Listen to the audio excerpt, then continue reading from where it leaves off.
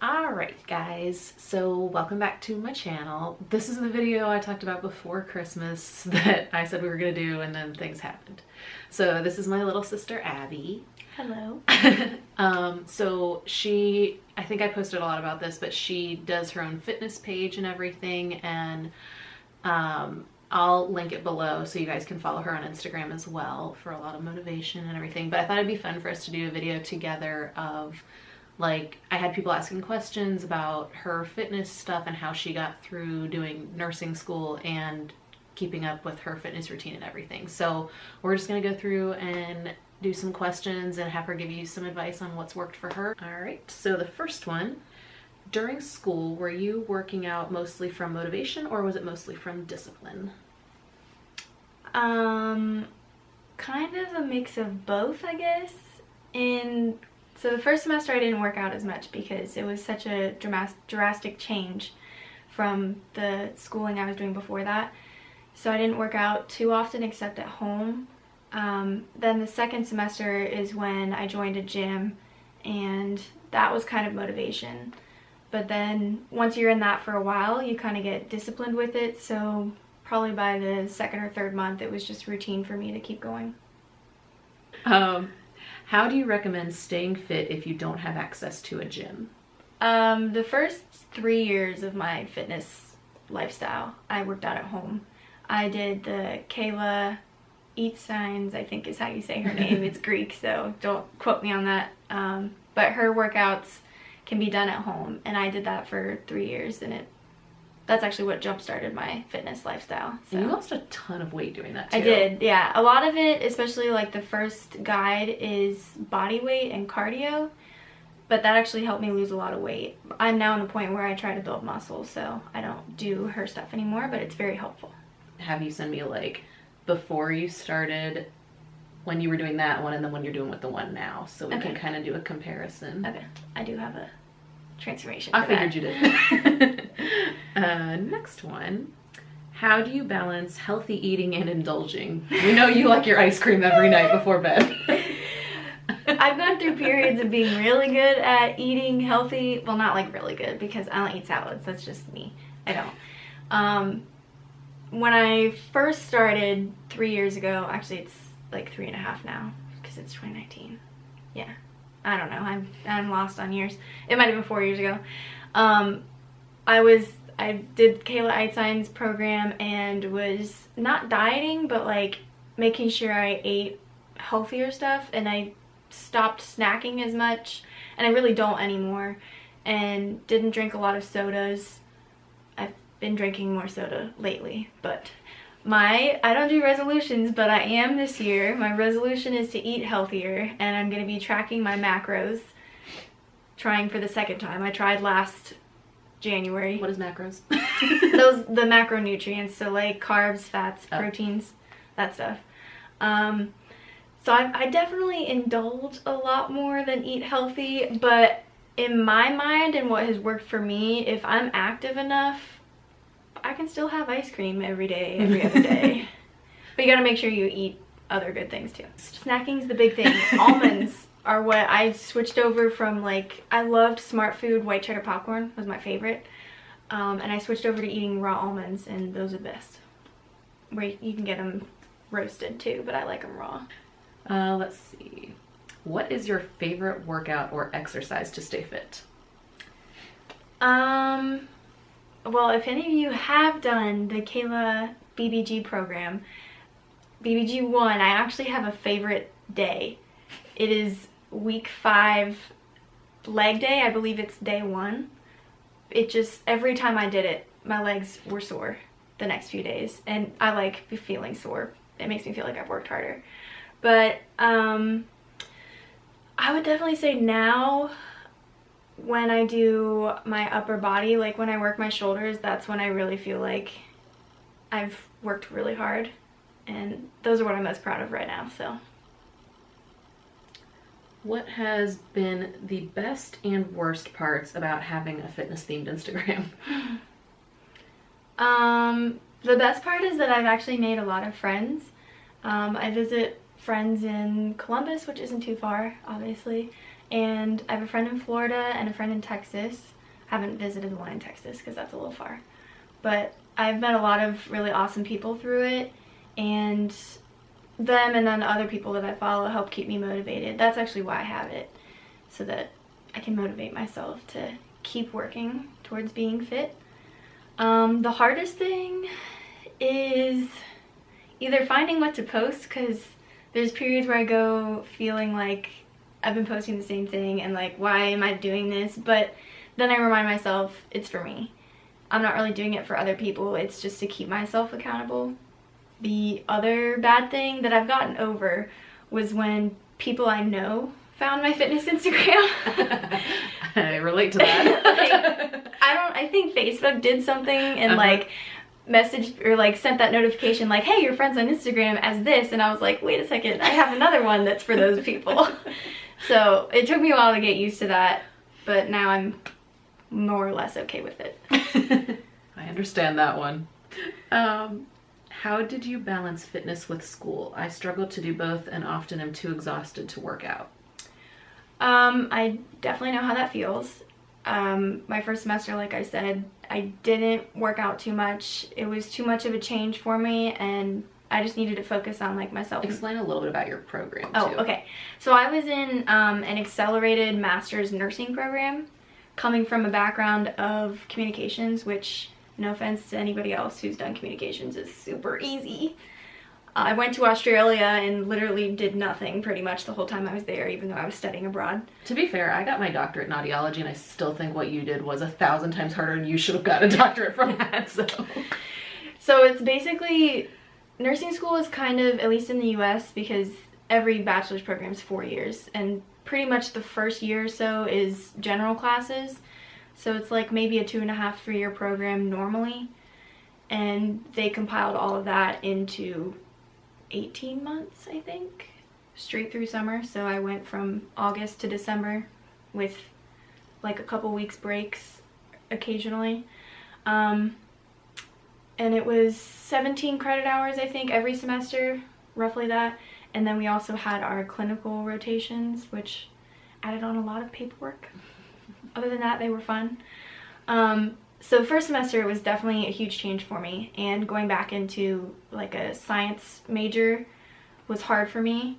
So I just had to focus on myself and school, and towards the end of it is when I realized that I didn't want to do that again, so that's when I joined the gym. That would be my pointer, is to, if you can, join a gym. You're paying for it, you're motivated, you exactly. have to go. Exactly, that was my point. Like, I could even have my gym membership for $10, but I pay $20 a month so that I can go to all the different ones that we have. So it was depending on where I was for school that day, I could go to either one.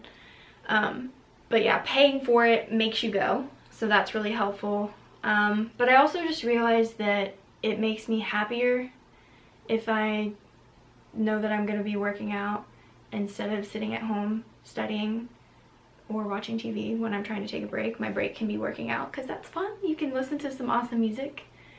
There was something else I wanted to say, but I can't remember. What was it? Oh, got it. Also, keep your gym bag in your car. I have mine in my car pretty much 24/7. Like, I'll bring it in every night and then bring it back out and like change out the stuff that's in it. But if your gym bag is in your car, you can't have any excuse to not go. You just have to, whenever you're done with work or school, whatever it is, if you like working out after, which is what I do, mindset, driving to the gym or driving home to work out at your home, either way. Upper body strength tips. Oh, okay. I actually, I think it was November, had this challenge with myself to get to be able to do 25 push-ups in a row. And when I was younger, I was really good at them, but for the past probably like 10 years or so, I've only been able to do maybe 5, and then after that I start to slow down and it takes me like 15 seconds to do one.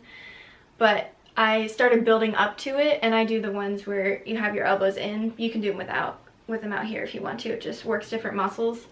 But I started with doing, I would try to do 10 normal ones, and then I would do 5 on my knees, and then I would work my way up from there. So I'd do maybe 15 normal ones and then 5 on my knees, and then I'd get up to 25. And I was able to do that. So if you just kind of work with yourself, modify, doing them on your knees is not a bad thing at all. It helps you build up to being able to do them normally. So motivation tips. I just bought a fitness planner. I had one last year that I would use to track when I ate well, what I drank, how many hours I slept, and then the workout I did that day. And the one I bought now is kind of like more of a motivational one. So it has like motivational quotes in it, and then it'll ask you like what your mood was that day, what you worked out that day, and then I think there's something else on there too. But I've kind of hit a plateau because I've been doing it for so long. So you kind of have to find things that'll re-motivate you. So the other thing for motivation that I do is gifts. In my fitness planner last year, I would say what I wanted to have done in a certain amount of time and then what I would give myself for doing that. So last year I was doing the Kayla BBG 2.0, but I switched over to weight training. So I had said that I wanted to have that finished by, I think, March maybe. And even though I switched programs, I still just kept it with my same goal. So once I finished doing that program, I gave myself new Beats headphones. And then I think the next time I gave myself like a pair of leggings or something like that. I like that idea. You can bribe yourself, basically. Also, for those of you, because I know a lot of you that follow me are more on the ballet side of things, there are there's not much ballet planners like out there. Trust me, I've looked. Australian Ballet comes out, not Australian Ballet, wow. Block Australia comes out with one every year that they only sell in Australia. And so far every year I've had someone nicely in Australia offer to help send it to me so that I can get it. And that one's kind of nice because it does kind of have a little bit of a tracker and it has ballet stuff everywhere. But the other one, I don't have it with me and I don't remember what it's called. It's like the Ballet Journal or something. And I think I've posted about it before and I'll try and post on it again. But it has a tracker of like tips, like, or things you've done in class, corrections you've gotten, when performances are, things like that. So you can keep track of those too. The last question is core strength tips. That's something I've had to work on for a while because I injured my back.